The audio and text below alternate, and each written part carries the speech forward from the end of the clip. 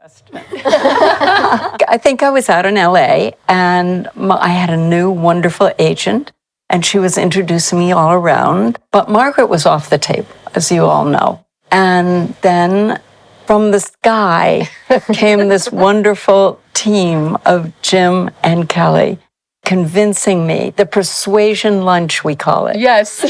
Convincing me that we should do Margaret and that they were the perfect team to do Margaret. I couldn't believe we got off the plane and there you were to pick us up from the airport, which was like, oh my gosh, Judy Blume is coming back. I was like, what world am I in? Sitting down to write, I just imagined 10 million fans being like, don't mess it up. Pressure, responsibility, tension, Overwhelming. Yeah. And yet, what we have here is, to me, the truest possible version of this book. I'd say to everybody, don't worry, you won't be disappointed. If you like the book, it's the movie, except it's better. My script is wrecked. It's covered in notes, and the first 5 pages are falling out. I had to bobby pin them together. With Margaret's bobby pin. I stole some from the hair trailer.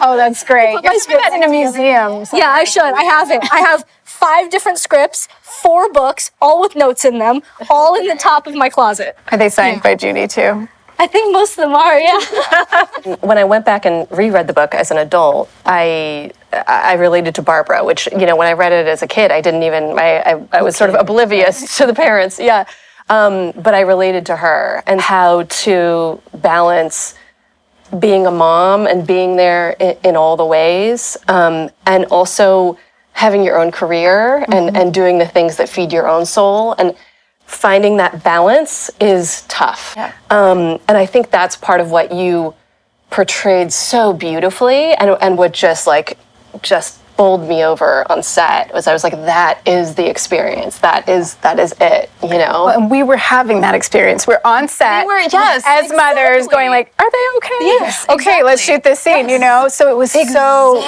right. I wanted to do this for my daughter. I'm going to be so proud to show her this and to show her that we're making stories like this and still telling multi-generational stories about women that are also relatable to men and help men understand women. Reading books can be a great way for parents and kids to communicate. Movies the same.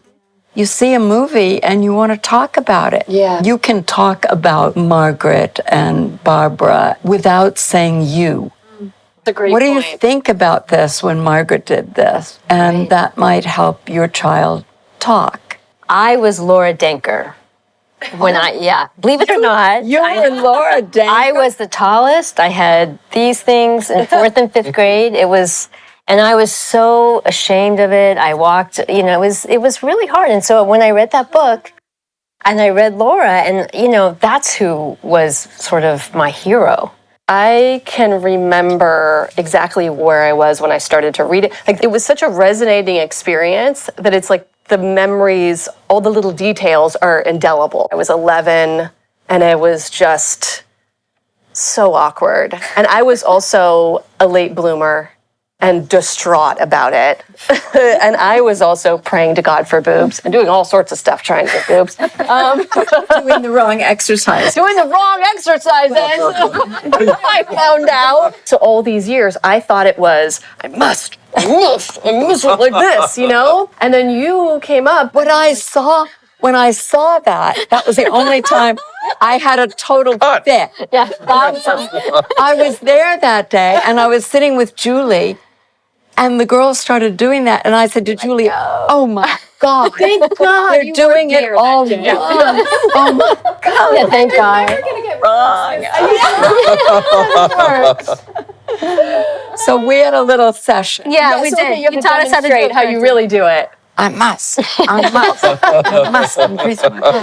I really hope that people take away that it's okay to just be yourself. I mean, I think that's the real point of the movie. I think that it's just about staying true to who you are in this crazy, messy world where that's pretty much all that we can do. And also loving your parents, because that they're going to be there for you. Yes, right? They're going to be there for you. Yeah. To get out into the theater and be together with your family watching this, I think could be really special. I want everybody to do girls' night out. This is girls' night out. Let's go together. Yeah. I hope people are uplifted by it. I hope they feel seen. I hope it makes them tell their own stories to each other. Yep. Well, it was after some of the screenings when you'd go in the bathroom and women were talking to each other, and it's the most amazing conversations because it was all about their experience and they're sharing these very intimate things. I mean, it was really, it sparked that. Margaret's experiences are things that we can all relate to because they're so timeless. Even though everything's happening to Margaret in the 70s, it's something that I can relate to now. It's something that everyone, I think, in this room can relate to, because the journey of finding yourself is something that we are all constantly doing, no matter what age you are or where you come from or who you are. We can all identify a piece of ourselves within Margaret. I remember when I first read Margaret, I got it in the library and hid it in my backpack and read it with my flashlight in the closet, then whispered about it with my friends at study hall. It changed my life, but not my bust. This is my beloved Margaret book. I had my mom send it. The pages are yellow and it smells like adolescence. Literally game changer book, changed my life. I remember where I was, what summer camp, color of the room was yellow. My mother had a copy that was passed down to me. Some real honest languaging and storytelling. I got it in the library and hid it in my backpack and read it with my flashlight in the closet. She navigated me through all those inexplicable firsts. It perfectly captured the magic of being a girl. Are you there, God? Are you there, God? Are you there, God? Are you there, God? It's me, Mayim. Are you there, God? It's me, Desiree. Are you listening, Odie? Because this is important.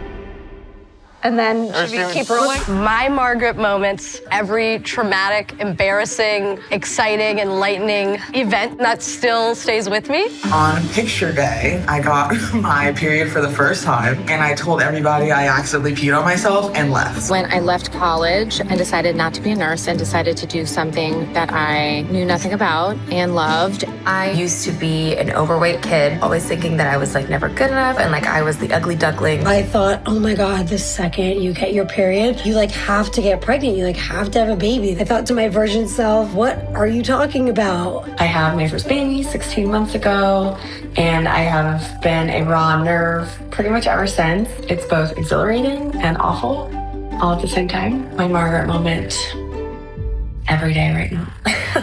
I went 3,000 miles away, and I had never, ever spent a night away from home. All of my best girlfriends were getting engaged and married. It was really a time for pondering, was I worthy of love? When I was 13 or 14 and I had my first boyfriend, I remember I left my bloody underwear in the room that we were staying. The deepest shame that I've ever felt in my life. You know what I'm saying? When I was about 12 years old, I had heard at school that it was time to start shaving my legs, and I basically just gashed my thigh open. This is my first ever real romantic heartbreak. I fell into an acute depression, and it definitely led me on a journey for me to love myself more. My recent return to work after maternity leave, and it is so hard to have 2 kids. I have a 3-year-old boy. Everyone told me that I would feel connected right away, and that wasn't my experience. It was terrifying and it was very real. I lost my dad in college, and trying to go back to school with people who couldn't comprehend something like that at my age. I had scoliosis as a child, and it had a really, really significant impact on me. I remember exactly when I hit menopause, realizing that I was just becoming less of a friend to myself, and I am shedding that shame. But I feel like because of Judy, it's easy for me to return to someone who was passionate and excited about the magic of women. So thank you, Queen. It changed my life, but not my bust. I am Margaret. I am Margaret. I am Margaret. I am Margaret. I am Margaret. We are Margaret. Margaret. And now it's your turn to share your Margaret moment and finally say the quiet parts out loud.